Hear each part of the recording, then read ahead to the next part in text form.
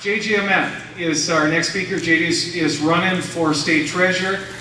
Two things I think is very noteworthy in his bio. He's a businessman, and he also grew up on a farm in Sterling. And so I think that resonates with us here in Elbert County. Let's welcome JJAment. Thank you very much. Thank you. It's tough to follow somebody like Jane Norton, but I'll do my best. My name is JJAment. I'm running to be Colorado's next state treasurer, so I like talking about fiscal issues. I think it's a good thing to get people focused on, because the Capitol building in Denver is starting to sound an awful lot like the Capitol building in Washington, D.C., and we need to put a stop to it as soon as possible. Now, let me tell you a little bit about myself. I did grow up on my family's farm and ranch about 20 miles northeast of Sterling. Now, these boots and jeans I didn't buy for the campaign. This is how I actually dress. But been involved in Republican politics for a long time, although this is the first time that I've run for office. But when I say I've been involved in Republican politics, I mean a long time.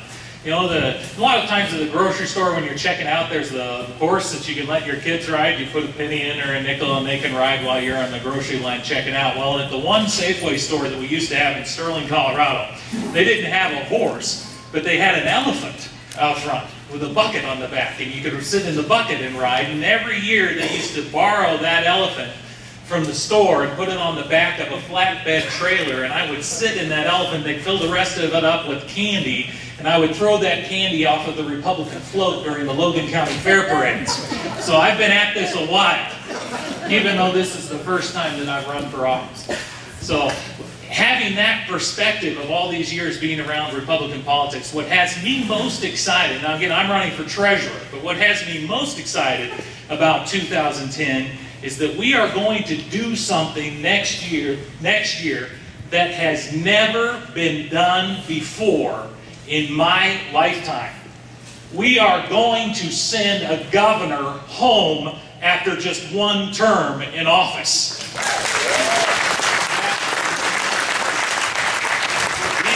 These elections are hard. That has never been done before in my lifetime in Colorado.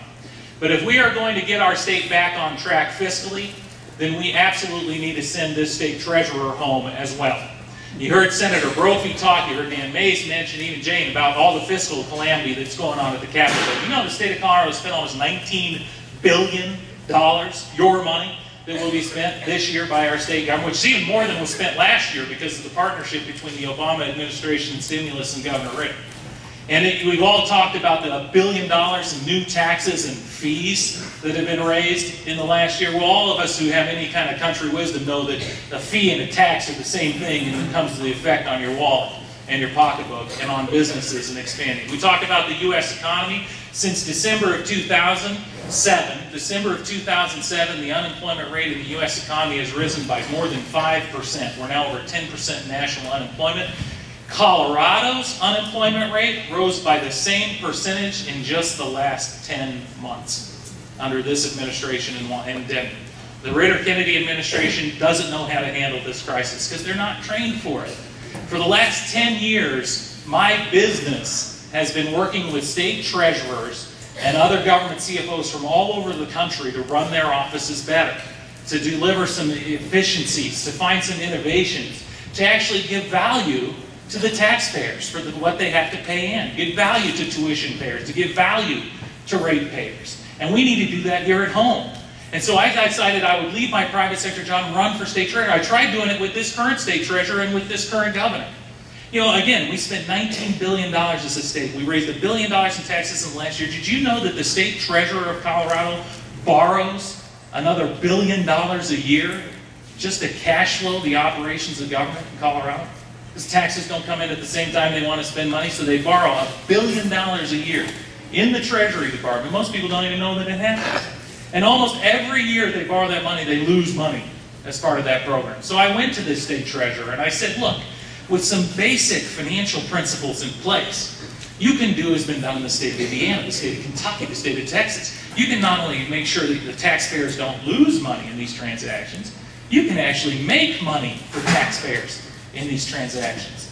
And this state treasurer, who has no financial background at all, this is an attorney, the deputy in the office is an attorney, the third person in the office, and he has a PhD in the classics.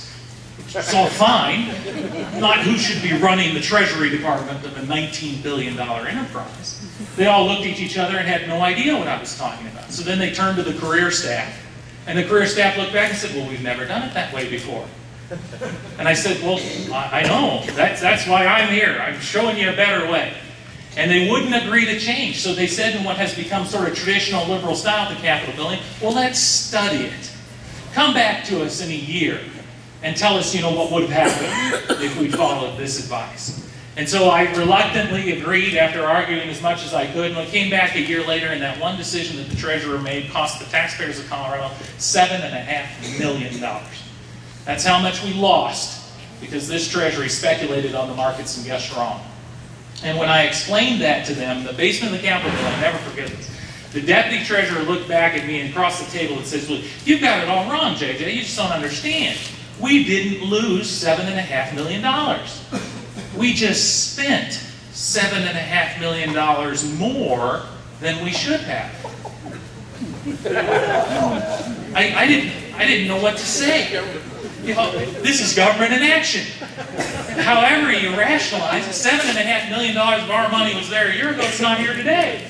And it was really at that moment in time that I said, I'm going to leave my job and run for treasurer. Because we got to put somebody in this building, in the Capitol building in Denver. There needs to be at least one person there who's putting sound fiscal policy ahead of the politics of the day. And that's not happening under Governor Ritter, and it's not happening certainly under Kerry Kennedy. And this is just the beginning. This is a $19 billion business in the state of Colorado, no CFO. The chief financial officer, their job doesn't exist. Now, every agency in government has somebody that they call a CFO, but there's nobody at the top of the organization with a financial background looking at the entire program in aggregate. In fact, I have a radical background for somebody running for treasurer. I would be the first treasurer in Colorado in at least 40 years who has a professional background in finance. Go figure. It's no wonder we find ourselves in some of these circumstances. And it's you've all seen about how the governor and the legislature are trying to cover with $1 billion budget shortfall. Been on the front page of every paper for about a year now. How do we come up with $1 billion? And yet, a few blocks from the Capitol sits PARA, the Public Employees Retirement, our state's pension system. The unfunded liability at PARA, $30 billion. 30 times larger a commitment that we have. And we taxpayers will pay that bill. We owe that money. We made a financial agreement with those people, and we will honor that agreement. We have to come up with a solution to close that gap, and we've heard nothing. A $30 billion unfunded liability at our state pension system where the state treasurer is a board member, and not a single solution coming from their office. I sort of told you that story to tell you this one. At the same time we have that problem going on, the state of Colorado rents 3.5 million square feet of office buildings and real estate around our state. Rents it on the open market. The largest building in that portfolio is the Colorado Department of Health.